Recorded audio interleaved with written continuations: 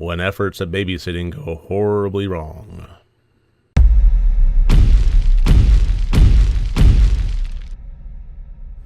Hello and welcome to RotD Review of the Day, and today I am looking at the 1986 movie Deadtime Stories. I'm not going to lie, when I was trying to select a movie to watch and review, I was really in the mood for some 80s goodness, and so I've been wanting to take each franchise and turn it into its own segment, kind of peppered, not every month necessarily, but just kind of peppered throughout. And so that's all, the bulk of 80s horror movies was franchises. You had your Fridays and your Nightmares and your Leprechauns and so on and so forth. So I set about finding an 80s movie that was not a franchise. And I came across Deadtime Stories. Oh, okay. That's interesting. It's an anthology horror. Also interesting. I like those. So, pulled the trigger on it, and I wanted 80s schlocky goodness, and by gum, I got it. What I didn't get was a great movie. So, to get into why, let's get into the categories. As always, 4 different categories, each one worth up to 25 points for a total possible score of 100 points. And the plot, I couldn't help but give a 6 out of 25. It was cheesy throughout. The premise of this one is a kid will not go to sleep, and his Uncle Mikey would try to get him to sleep by telling him bedtime stories of the absolute worst nature possible for trying to get a kid to go to sleep. He was telling some very graphic horror and sexualized stories. The premise of this was very 80s cheese. There were 3 segments, 3 stories that he told his nephew. The first one was just kind of a generic one about witches. The second was a rip of Little Red Riding Hood, and the third was a rip of Goldilocks and the Three Bears.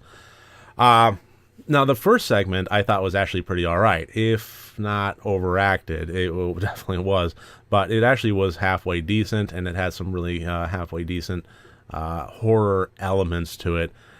The second segment was just mostly the Little Red Riding Hood was mostly just crassly 80s sexual, without a whole lot of storyline to it, and it really felt like the entire thing was to service the last line of dialogue before it freeze framed and cut to the uncle telling the stories again.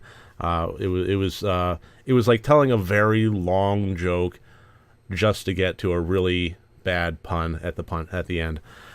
And the third, oh my goodness, the third was just a manic mess. The Three Bears in this case were 3 normal human beings that were just happened to be mother, father, and baby bear who was probably in his 30s but acted like he was a 5-year-old, and it was just manic, over the top acting and direction, and it was like watching a Three Stooges sketch go on that happened to have some corpses and horror elements to it. Very weird, very peculiar, very 80s. But ultimately not very good. So 6 out of 25 for the plot. The intent, I gave the intent 13 out of 25. I really think that ultimately what this was trying to do was capitalize on the VHS market. This was probably a small studio that wanted to make their name, kind of like New Line and Full Moon.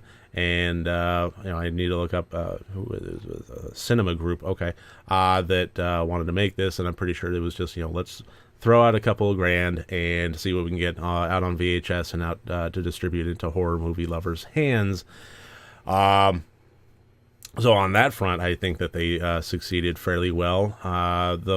They were going for, I think, a combination of 4 elements: blood, gore, sex, and comedy, as was a bit of a staple in the 80s, especially for horror movies. And I really got to say that it really only succeeded on 2 of those 4 elements. The blood and the gore were pretty darn good.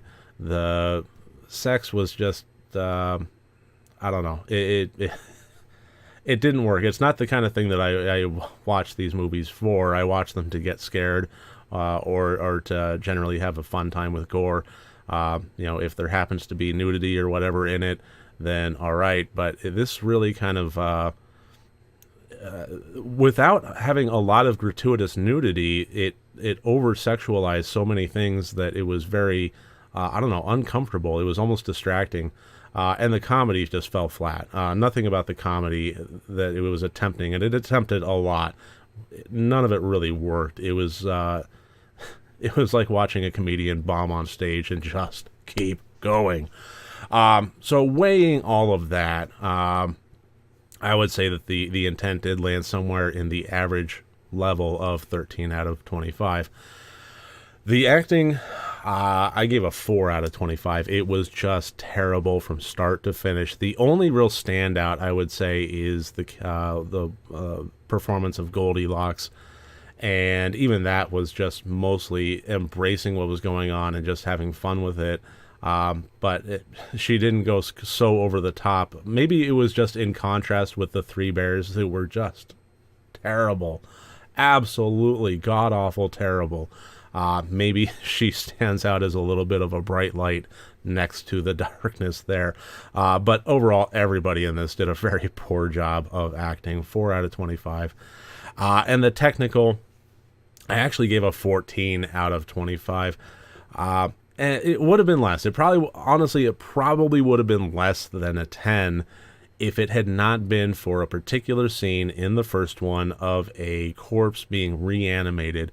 And it was very well done. I actually really liked it. It had some very strong gory elements to it.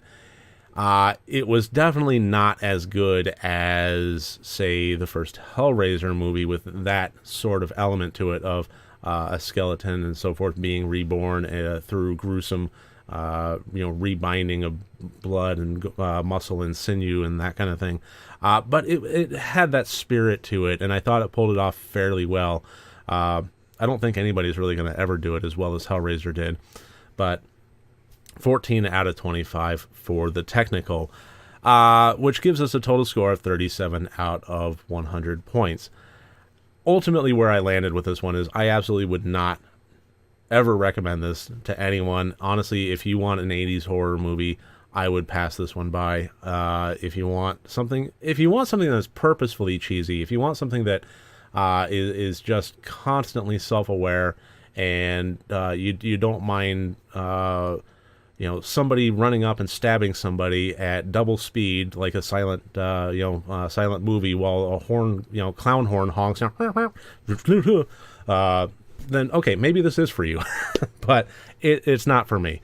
So that's pretty much where I landed with this one. That was Deadtime Stories. I thank you for joining me today, and next time you want to watch a horror movie, first make sure that it's good and rotted.